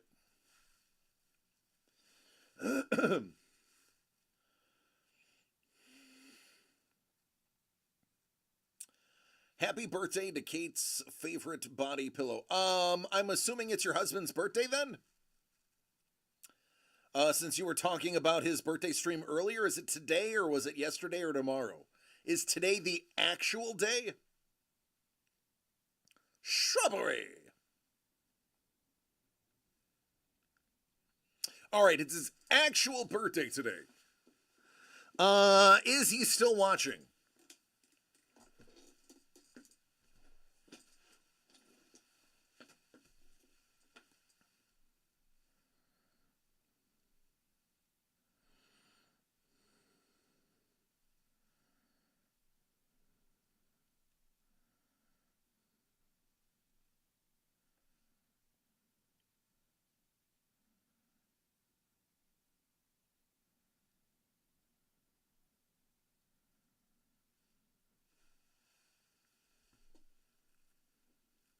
He can hear me? All right. Blind Cat. I don't ever sing. My singing voice is akin to an elderly cat in heat. It's brutal. So since I can't sing, here's what I will do. I will impersonate someone else singing to you. And when it comes to happy birthday, there's only one person that I can imagine that should sing happy birthday to you. And that would be Christopher Walken. Do a striptease? No. Kate, my boobs are almost as big as yours. You're definitely not going to get me to do a striptease. If you do the lips? You were thinking Marilyn Monroe. Ha ha! I gotcha.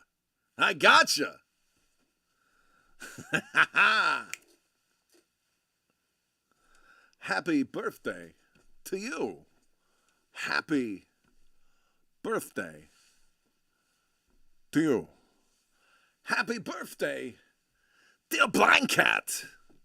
Happy birthday to you. That's all I got. There you go. You know, it's your birthday. You celebrate. Oh, it got warm in here. Maybe you are getting a little striptease.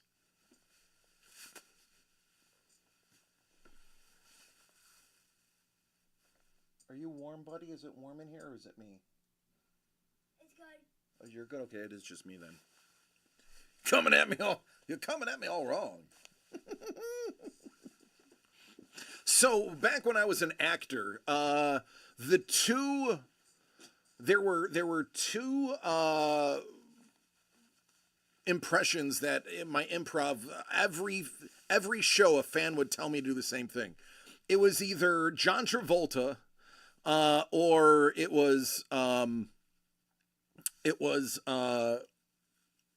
Christopher Walken. Now, my Christopher Walken. And I know I shouldn't. My Christopher Walken used to be really good because I was practicing it every day. I haven't practiced impressions, and it's something you need to practice. I haven't practiced A little impressions bottle of water. in A years. little bottle of water. A little bottle of water. Thank you, Scuba. In the Marines, we had a black belt in our line training course do a flip over the instructor when the instructor was doing a demo. The instructor reset, and then the black belt tried another flip. The instructor reached up and grabbed his nuggets and held him as he flipped completed. Paramedics had to ice pack his groin. I've had a similar incident happen in a fight where somebody was losing and resorted to nugget grabbing. So my Christopher Walken used to be like on point.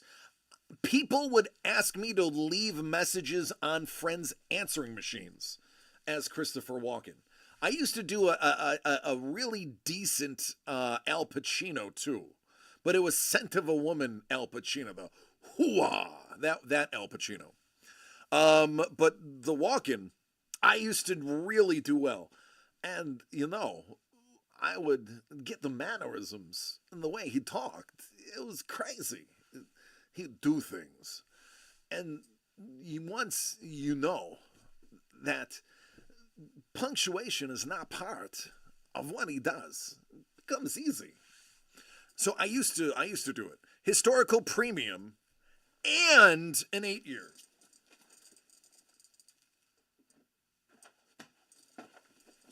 Right there. You know, I gotta have more cowbell. Like, give it to me, baby. When I'm done with you, you're gonna be wearing solid gold diapers. What does that mean? I don't know, it's Bruce Dickinson. Yes, I'm Bruce Dickinson, the Bruce Dickinson. It's fine, Tangle. The site is probably just down because now you'll have to worry about the payment going through because it's a different site. I had a student when I taught college to impersonate Walken. I would be lecturing and he'd go, you know, you're coming at me all wrong. I'll take a hot iron, stab you in the face with a soldering iron.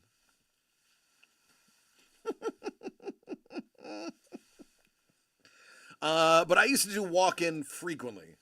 I gotta have more cowbell, baby. Yeah. Stab you in the face with a soldering iron. And then I would do the early, like, welcome back Cotter, Travolta, like, hey guys, hey, what do you mean? I mean, I'm just here trying to learn. Leave me alone. Hey, why you gotta touch my hair? Him talking to the fire extinguisher and Joe Dirt. Skit is awesome, especially watching Jimmy Fallon chew on the drumsticks to keep from laughing. You want to show off? Do it during live sparring. Not interrupt my demos with your crap. It's a Qatar.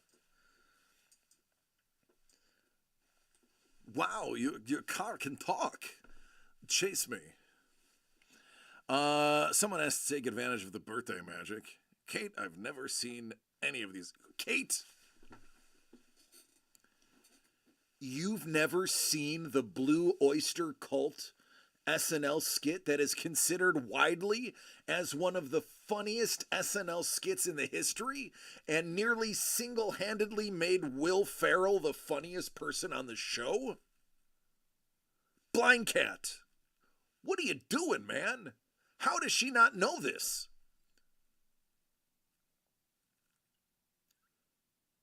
Thought Christopher Walken was the smart guy in the wheelchair.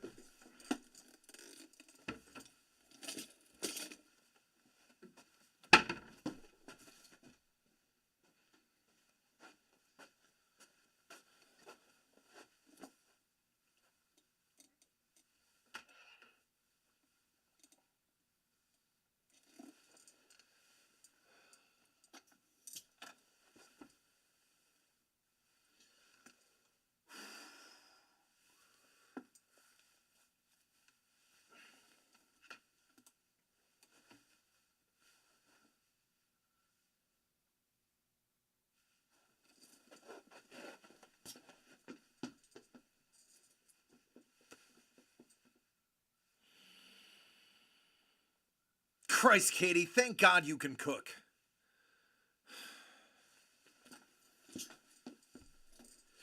She's 10-second Tom over here. She...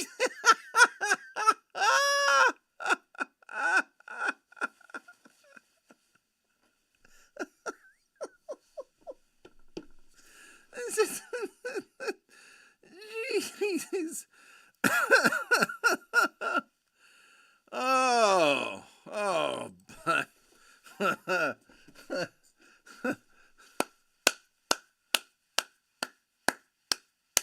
I got a new appreciation for Blind Cat on his birthday.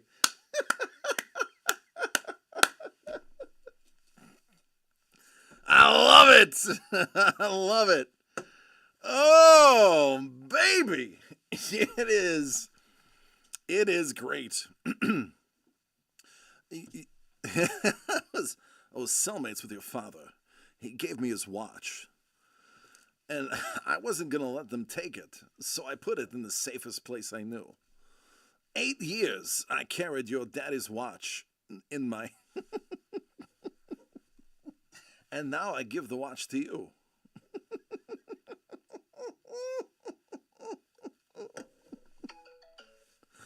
What's this? Oh, okay. Oh, man. Famous titles.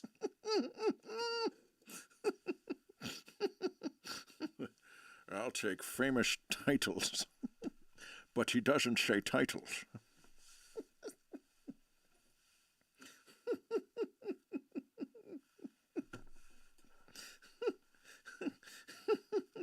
Clearly that's me with a horse. Your mother's a horse. I forgot I used to do a Sean Connery too. That was my other one, was the Sean Connery. I'll show you what I got over here. Take Letitch now. Whoa, can I get a penis, my dear? Bon appetit. For 3,000. Blind Cat says, at least I'm pretty. And can cook. Hey, pretty, can cook, and hell of an artist. That's 3 things really going for you. All right, Dangle, I'm gonna stop. I'm gonna collaborate, and y'all are gonna listen. Dangle's back with a brand new invention. We're gonna open some stuff now. Let me get this. Let me get the focus. I'm going to want it right around here. That should be good. We should mess around doing voices sometime. Lee, listen. I'll match you name for name. I'm down for whatever. I got time. You do you, boo.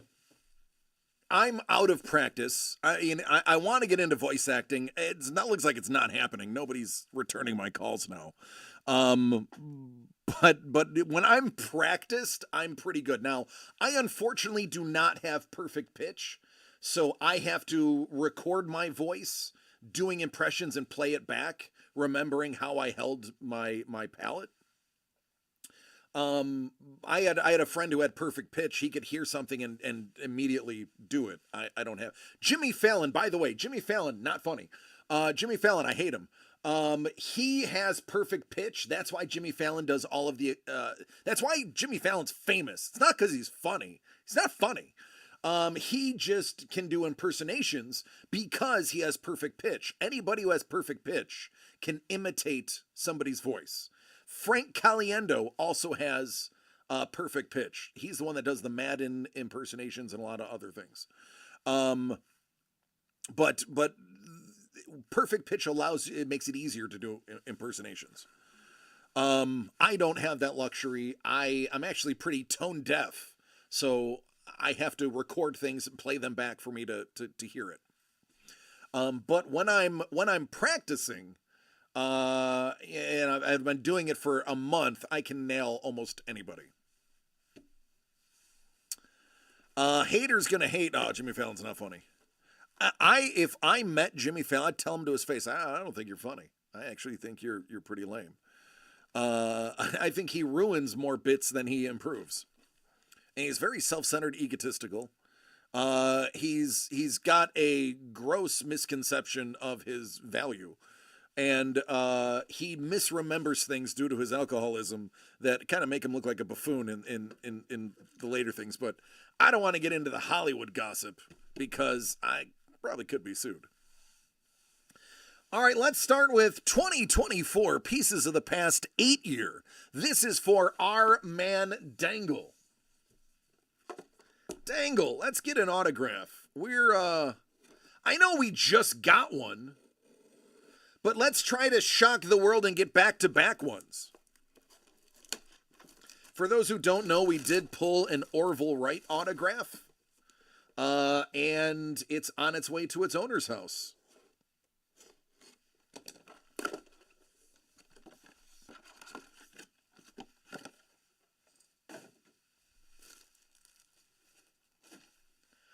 All right, bon chance, man. I don't remember how this works. How do you open stuff? I don't know. I better get scissors. When was that? It was our last show. I think it was Friday. It's either Thursday or Friday. Might have been Wednesday. I don't know. It was last week. Hey!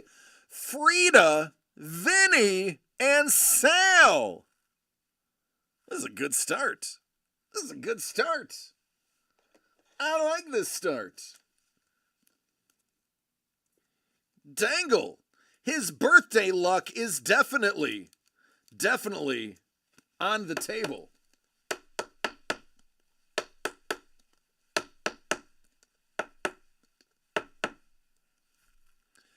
Booyakasha. It was Thursday? Okay, it was Thursday. That's a video worth watching.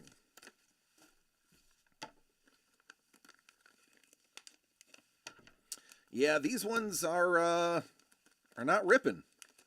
And I have pretty good hand strength. I'm good with my hands. What I want to say is I'm handsy. That is a piece of a check. That is a piece of a check. National Bank. There's the stamp. This was a signed check. Yes, it was.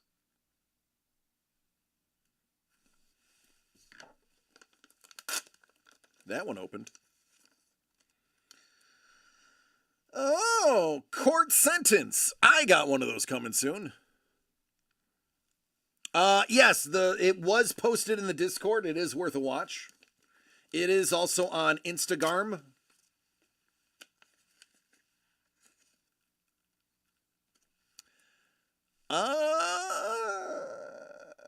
That's printed. That is not signed. That is printing. Mr. Babbage. Rhymes with cabbage. Synonymous with cheddar. Essex.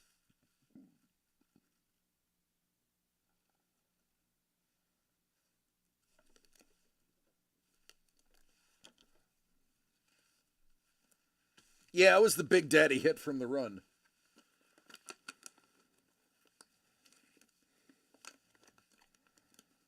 Oh boy, these are not tearing well. Thomas Jefferson.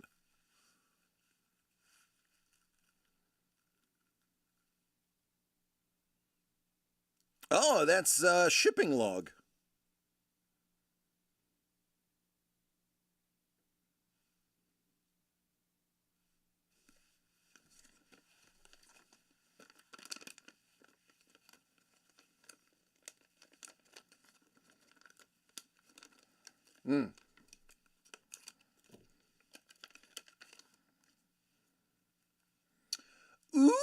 Ooh, Dolly and Warhol.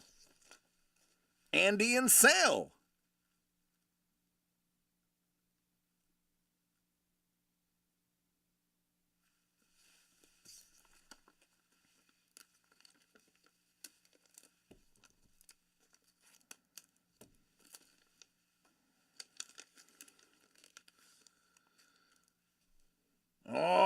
Machine Gun Kelly.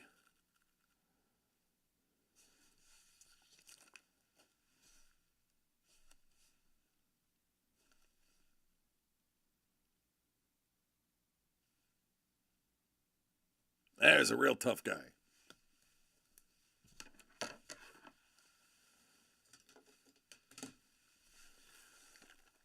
'23 Historical Premium. WNBC.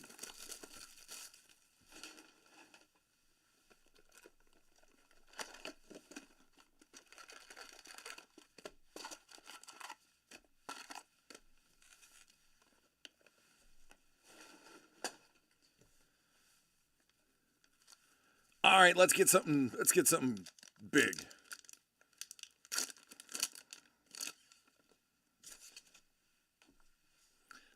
Nobody expects the Spanish Inquisition.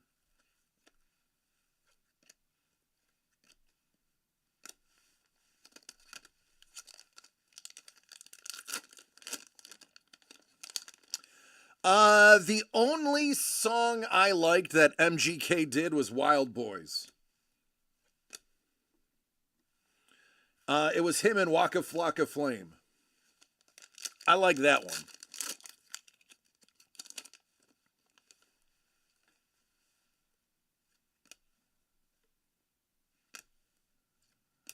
It's a portrait of Ike.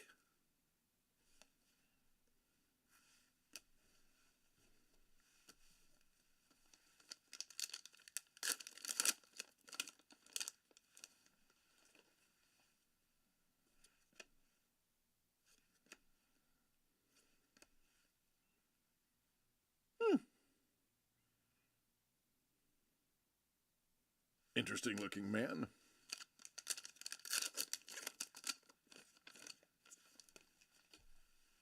So far, this box is very basic. Looks very familiar considering we had the exact same pack last pack.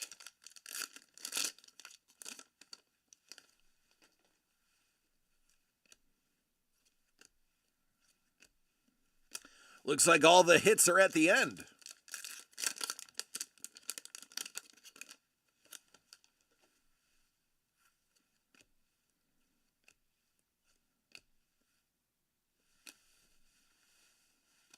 Ah, here's one.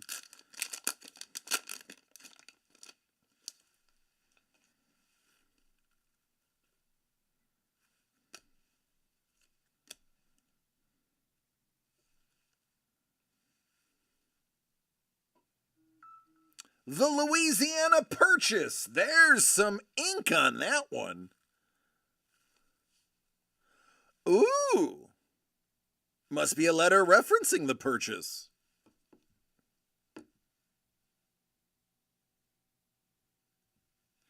I have just been informed that Wix as a company is having issues. So it's definitely not us. It is a company-wide issue.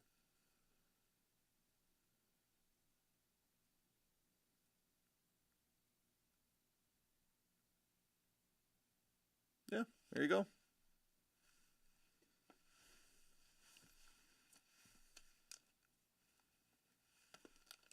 I think there's 3 hits.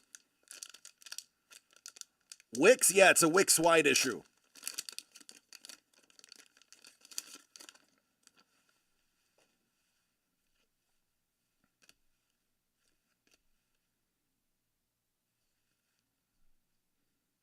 Yeah! Yeah! Woohoo! And I bend heavy metal.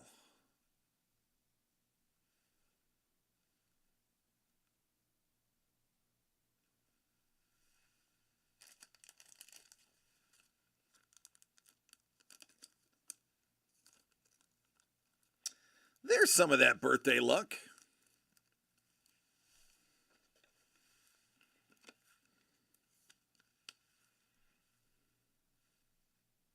The Deuce Deuce. It's the ballerina card. The 2/2 out of 4/5. Three names that most of you should know: Benny Franklin, Tommy Jefferson, most of you should be related to, and George Washington. Yeah, blank TJ is a bit of a bummer. Maybe that's where he gave it a mushroom tattoo. A little mushroom stamp. That's what that TJ is.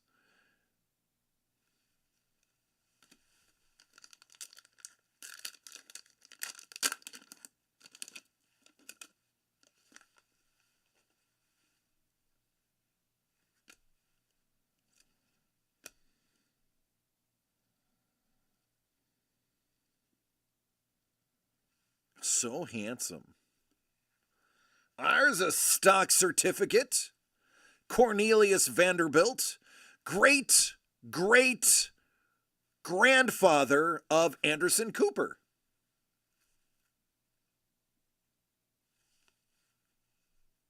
And there it is.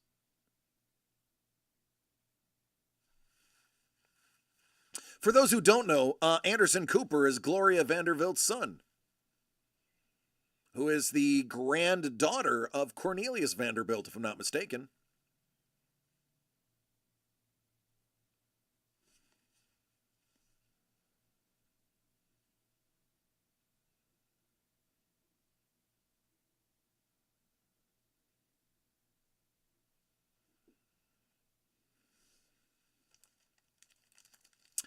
Dangle, I know you're a big CNN guy. That's your person, Anderson Cooper. I know you love that stuff.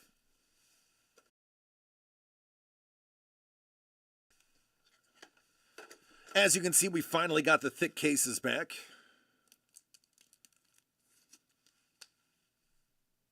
He's like, bro, I don't have cable. I got 46 kids in 3 different buildings. Cable's not a thing.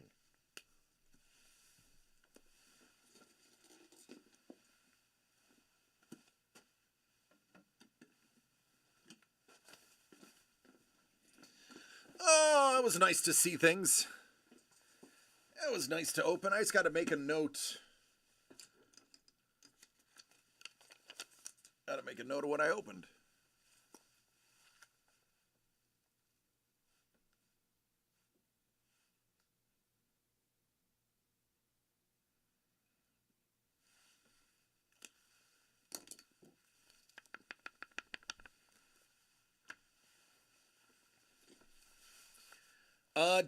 Great. Did I lose the sound too? Because that could mean that we're about to lose our internet. Am I? Yep.